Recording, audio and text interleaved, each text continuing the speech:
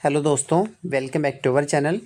तो आज की इस वीडियो में हम बात करने वाले हैं एनटीपीसी की तरफ से जो एक रिक्रूटमेंट नोटिस जारी किया गया है, एक एडवर्टाइजमेंट जारी किया गया है उसके बारे में। तो एनटीपीसी की तरफ से एक एडवर्टाइजमेंट जारी किया गया है जिसके अंदर civil, electrical, mechanical, instrumentation, electronics etcetera इन ब्रांचेस के जो कैंडिडेट्स हैं वो अप्लाई कर सकते हैं। ये यहाँ पर जो है गेट या नेट की जो रिक्वायरमेंट वहाँ पे मेंशन नहीं की गई। डिप्टी मैनेजर की वैकेंसीज यहाँ पर निकली हुई हैं जिसके लिए सैलरी आप देख सकते हैं 17,000 से लेकर 2 लाख रुपए तक का जो है वो पे मैट्रिक्स या जो पे स्केल वहाँ पर रहने वाला है। तो एक अच्छी खासी सैलरी आपको मिलने वाली है बिना किसी गेट एग्ज़ाम के, बिना किसी नेट एग्ज़ाम के।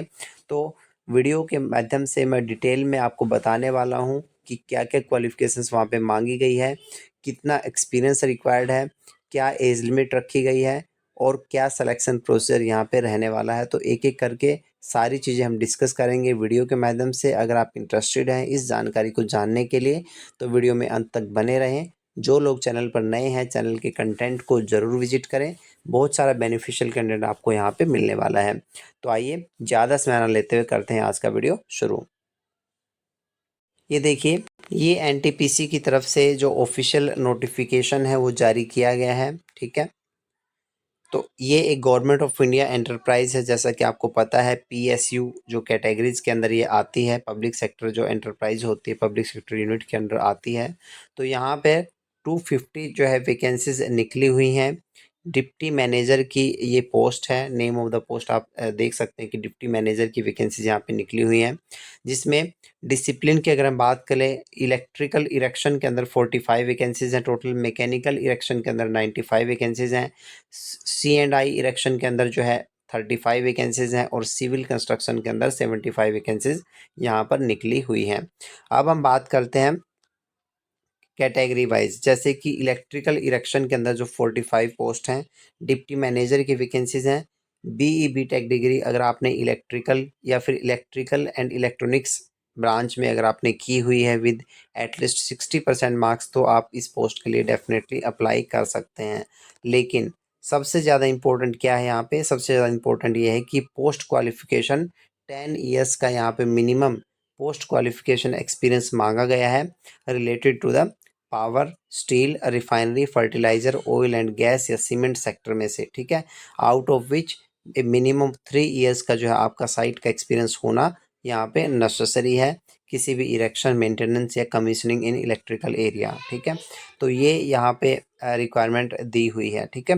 उसके बाद डिप्टी मैनेजर मैकेनिकल के लिए, अगर मैकेनिकल या फिर प्रोडक्शन से आपने बी टेक किया हुआ है, साथ में 10 ईयर्स का पोस्ट क्वालिफिकेशन एक्सपीरियंस आपके पास है, तो आप डेफिनेटली इस पोस्ट के लिए अप्लाई कर सकते हैं।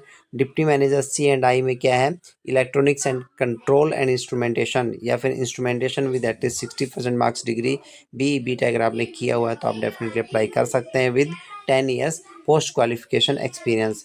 डिप्टी मैनेजर सिविल में, सिविल या फिर कंस्ट्रक्शन में से किसी एक ब्रांच में अगर आपने बी टेक किया हुआ है, साथ में 10 ईयर्स का आपका पोस्ट क्वालिफिकेशन एक्सपीरियंस है, तो आप डेफिनेटली यहाँ पे अप्लाई कर सकते हैं, ठीक है। तो ये इसकी जो है क्वालिफिकेशंस और एक्सपीरियंस की रिक्वायरमेंट है। अब हम बात करते हैं कि इसका जो पे स्केल रहने वाला है, पे स्केल रहेगा E4 ग्रेड का पे स्केल रहेगा, जिसमें 70,000 से लेकर 2 लाख रुपए तक का जो है ये पे मैट्रिक्स यहाँ पे शो किया हुआ है। अपर एज लिमिट रहने वाली है 40 ईयर्स, सभी पोस्ट के लिए अपर एज लिमिट यहाँ पे 40 ईयर्स रखी गई है।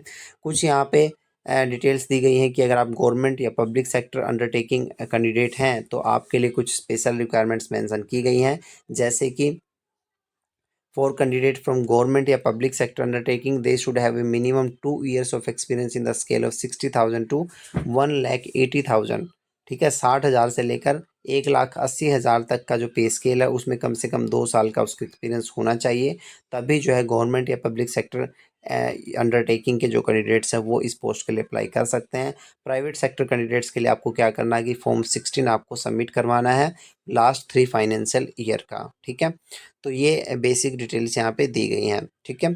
उसके बाद है यहाँ पे हम बात करते हैं अप्लाई कैसे करना है। तो अप्लाई करने के लिए आपको जो है जाना होगा एनटीपीसी की जो ऑफिशियल वेबसाइट है उसको आपको विजिट करना पड़ेगा और उस वेबसाइट के माध्यम से आपको जो है अप्लाई करना है। ऑनलाइन माध्यम से आप अप्लाई कर सकते हैं। एप्लीकेशन फ़ीस यहाँ पर जो रहने वाली है वो रहेगी 300 रुपीज़, जो कि नॉन रिफंडेबल होगी, ठीक है। उसके बाद अप्लाई करने की जो डेट है वो लास्ट डेट यहाँ पे रहने वाली है 28/9/2024 तक अप्लाई कर सकते हैं।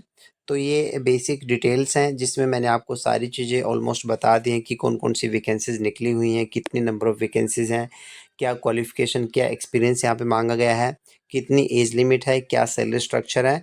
सिलेक्शन प्रोसीजर के बारे में अभी तक इस जो है नोटिफिकेशन के अंदर कुछ मेंशन नहीं किया गया है। वो लेटर ऑन आपको जो है वेबसाइट के माध्यम से या ईमेल के माध्यम से आपको जो है सूचित कर दिया जाएगा, ऐसा यहाँ पे मेंशन किया गया है। तो ये बेसिक डिटेल्स थी। इसके बारे में फिर भी आपका कोई क्वेश्चन है, कोई क्वेरी है तो आप कमेंट सेक्शन में कमेंट करके पूछ सकते हैं। I will try to answer it definitely. तो आज के इस वीडियो में इतना ही। एक ऐसे ही नए वीडियो, नए कंटेंट के साथ फिर मिलेंगे। तब तक के लिए बाय बाय। जय हिंद, जय भारत।